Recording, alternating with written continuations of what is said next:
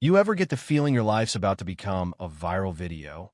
And not in the check out my new dance moves kind of way, but more like suburban dad completely loses it on HOA president at 3 p.m. on a Tuesday? Yeah, that was me, just a regular guy, coffee still warm in my hand, when I watched my daughter get shoved in a school hallway by the son of the most powerful woman in our little slice of Palmers County. That's right.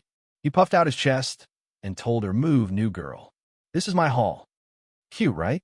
Only he had no idea the new girl was a state karate champ who could drop him like a bad TikTok trend. But, hey, let me back up because nothing in life is ever just one viral moment. This story's got 3 acts, just like any good train wreck. The explosion, the counterstrike, and that sweet, messy catharsis where you finally breathe again. It started on a Tuesday morning, so normal it almost hurt. I was in the kitchen, halfway through installing one of those easy shelving brackets. You know the type. 5 minutes on the box, an hour of cursing under your breath. My phone buzzed 3 times, which should have tipped me off. First one, I ignore. Second one, I ignore. Third one, can't.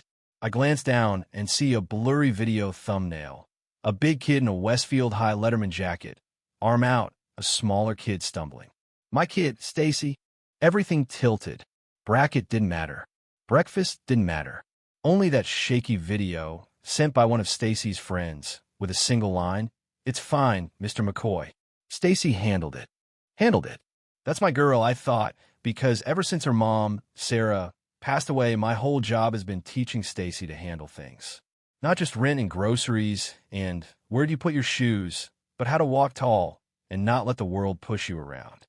Every night in the garage, working the old mats, not to win trophies, but to win at life. Hands up, heart down. Walk away if you can. Stand your ground if you must. My finger hovered over the play button.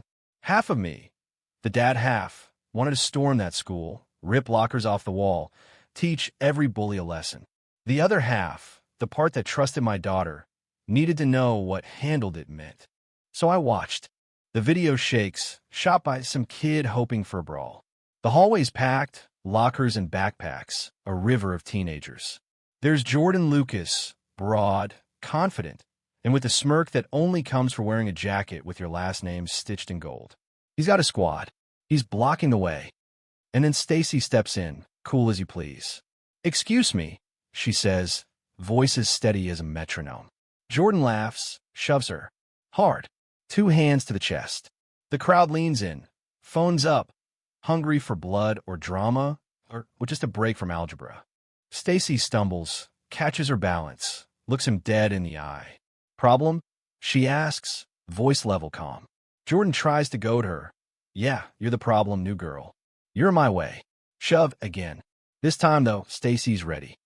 She shifts, lets his momentum do the work, her foot sweeps out, and boom, Jordan Lucas, campus king, is eating linoleum. The crowd gasps, then explodes.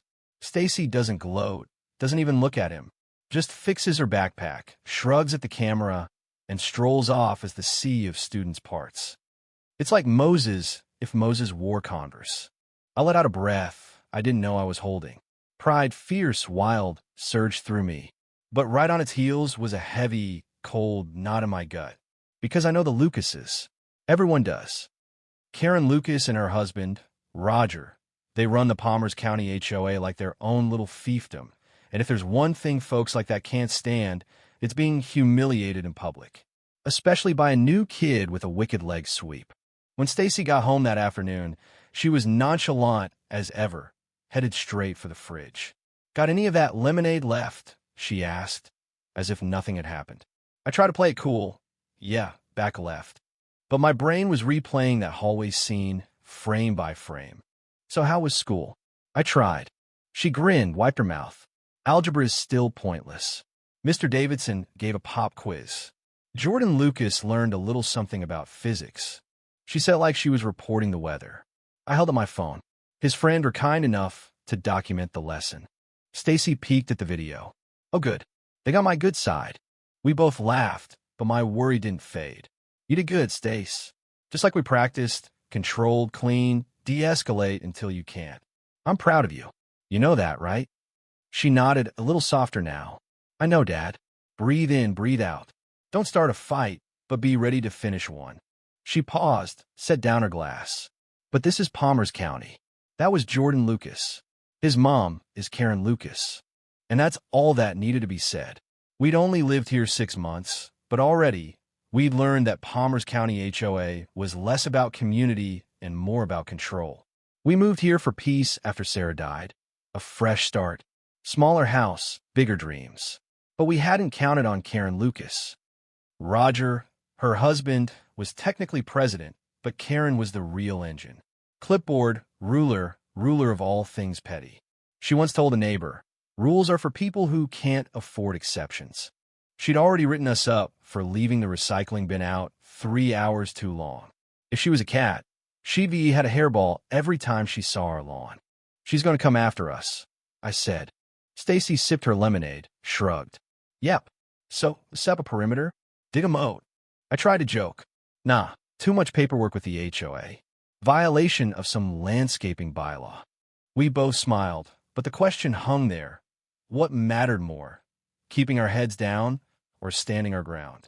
That night, she fired the first shot. Karen, not Stacy. I went out to check the mail and found a bright orange violation notice taped to our front door. 3 infractions. First, Stacy's bike parked on the porch. Second, trash visible from the street. Third, unkempt foliage, handwritten note. Dandelions noted near the driveway. $50 a pop. At the bottom, Payne is a teacher. Learn faster. Karen Lucas. It wasn't about the money. It was a message. You embarrass my son. Now I make you pay. I stood there under the porch light, the notice crinkling in my fist, feeling the peace we'd come for dissolving. But here's the thing about being pushed. Sometimes you find out just how much you can push back. The next morning, over burnt toast and bad coffee, Stacy tapped the notice with her fork. She's using the rule book. So we used the rule book. I hesitated. Petty revenge isn't my style, Stace. She smirked. It's not revenge, Dad. It's tactical, psychological warfare with lawn ornaments. She was right. The last thing Karen expected was for us to smile and push back. But how do you fight a clipboard warrior without stooping to her level? That's where our unexpected hero comes in, Uncle Danny. Sarah's younger brother, a computer genius, troublemaker, and my new partner in HOA shenanigans. I told him everything. Hallway throwdown, dandelions, the whole circus. Danny cackled. It's good versus evil, suburban edition. I'm in. Thus began what Stacy called malicious compliance. We read the 300-page HOA rulebook cover to cover. Every line, every loophole. First target, the Lucas's own house. Turns out, even the clipboard queen wasn't perfect. Easter bunny on the porch 2 months after Easter. Snap. Satellite dish not painted to match the roof. Snap. Political sign from last month. Snap. 7 violations in 10 minutes. We compiled everything, photos, rule citations, emailed it to the entire board. Then, Danny's masterstroke, a pink plastic flamingo invasion. 50 of them on our lawn, exactly 12 inches apart, each sporting a laminated copy of the rulebook's lawn ornament clause. Nowhere does it say what kind of ornament or how many. Karen stood on the sidewalk, clipboard limp at her side, face purple. Stacy deadpanned. Think she likes our flock? I replied, I think her head might actually explode. But we didn't stop there. With Danny's help, we printed bylaw bingo cards, each square a common HOA violation. Dropped them in every mailbox with a cheerful note. Let's keep Palmer's County beautiful. Spot a violation. Mark your card. First to bingo wins bragging rights. Suddenly, everyone was an expert. Neighbors laughed, talked, compared notes. The Lucas's house filled 3 cards in a week. But Roger, well, he had a habit of letting his dog do its business on our lawn. So Danny and I set up a motion-activated sprinkler with a loud whistle. Next morning, 6:02 a.m., Roger and his dog got soaked. Stacy whispered, unapproved water feature. I nodded. Compliant hydration event. We paid our $150 fine, but attached a 10-page document listing the Lucas's own violations and a polite request for their fines payment schedule. The power was shifting. We weren't just victims anymore. We were the neighbors with the flamingos and the rule book memorized. But Karen wasn't the type to take losing lightly. The silence from their house was ominous. It broke late one Tuesday night, banging on our door. Roger and Jordan, drunk and angry, tried to force their way in. I didn't open the door. Didn't need to. Security cameras, thanks Uncle Danny, live streaming everything. Stacy slipped out the side door, appeared in the backyard like a ghost. "Gentlemen," she called, "public sidewalks that way." Roger tripped. Jordan charged. Stacy swept his legs again. She called the police, who arrived just in time to see two trespassers caught red-handed. Cops cited them for trespassing and public intoxication. That was it. Karen spun the story, of course. Soon we were violent troublemakers, shunned to the mailbox, whispers behind our backs. It was isolating, but it was also a turning point. Then the real kicker, a giant, official-looking foreclosure sign hammered onto our lawn. $5,000 in fines, 30 days to pay, or the HOA would seize our house. Pure intimidation. Pure bluff. Stacy stopped me from marching over and losing my cool. "Don't let them drag you into the mud, Dad." Days later, Jordan and his goon squad tried to corner Stacy in a parking lot. "My parents run this place," he sneered. "You'll be gone by the end of the month." Stacy smiled sweetly. "Is that an official eviction notice, or are you just practicing your reading skills?" They stormed off. It was clear they weren't after a clean neighborhood. They wanted our house. But why? Then the twist. We heard whispers. Westwood Development had been sniffing around, needed an access road, right through our block. Our house, as it turned out, was the linchpin. The Lucases wanted us gone so they could sell to the developer for a fat kickback. That's when the opportunity hit. The annual charity sparathon live-streamed, HOA as the main sponsor. Stacy was a featured fighter. Jordan jumped in for an unscheduled round, tried a dirty knee to the head, right in front of 1,000 viewers. Karen sprinted to the tech table, killed the official stream. But Uncle Danny kept our backup rolling. Stacy recovered, threw Jordan like a sack of flour. The whole gym saw it, the whole neighborhood too. People were furious. The Lucas's mask was slipping. Days later, I checked our security footage gone. Wiped. Danny confirmed. Professional hack, government level clean. But Karen had missed one thing. The neighbors. We went door to door, asking for any camera footage from that night. At first, people were scared. But after what happened at the gym, they started stepping up. Mr. Henderson, across the street, was first. "Drunk as skunks," he said. By the end, we had 12 angles, enough to piece together the whole timeline. Jordan and Roger trespassing, Stacy defending herself, everything. Danny, digging through audio, found something wild. A neighbor's mic caught Karen, panicked, talking about wiping videos and emails about the developer. "If that gets out, we're finished," she hissed. "We're too close to getting that house. The developer's ready to close as soon as we clear out the McCoys." There was the why.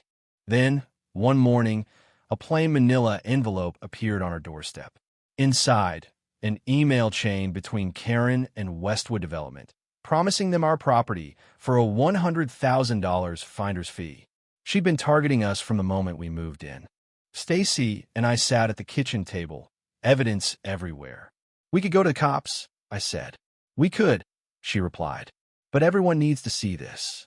Not just the Lucases, everyone they ever bullied." That week, at the annual HOA meeting, recall vote on the agenda, we set up our projector. Karen and Roger looked smug.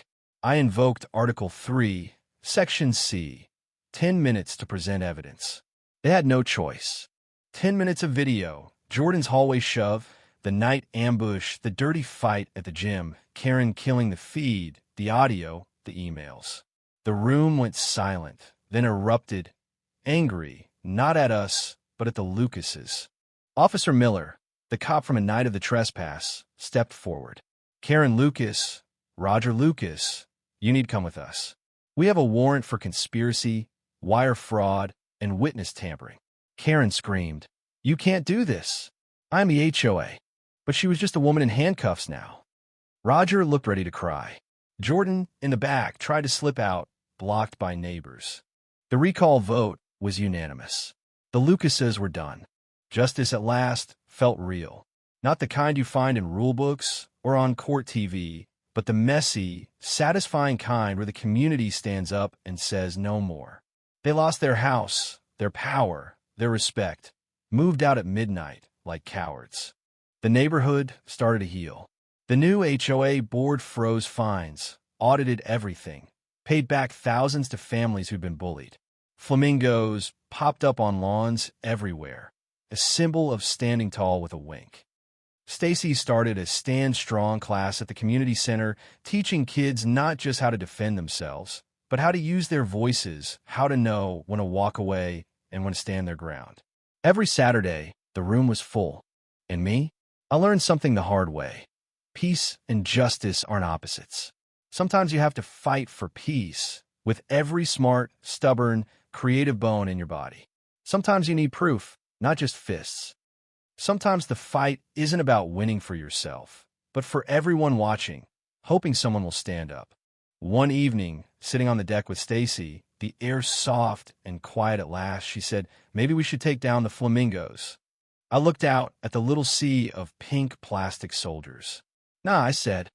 "Every neighborhood needs a reminder. Sometimes the best way to fight a monster is with a little pink plastic and a whole lot of nerve." So here's my question for you. When does standing your ground become picking a fight? Where's the line between justice and revenge? Tell me, have you ever had to take on someone with power? How did you do it? Drop your story below, because out here in the suburbs, justice doesn't come easy. But when it does, oh man, it's worth every single flamingo.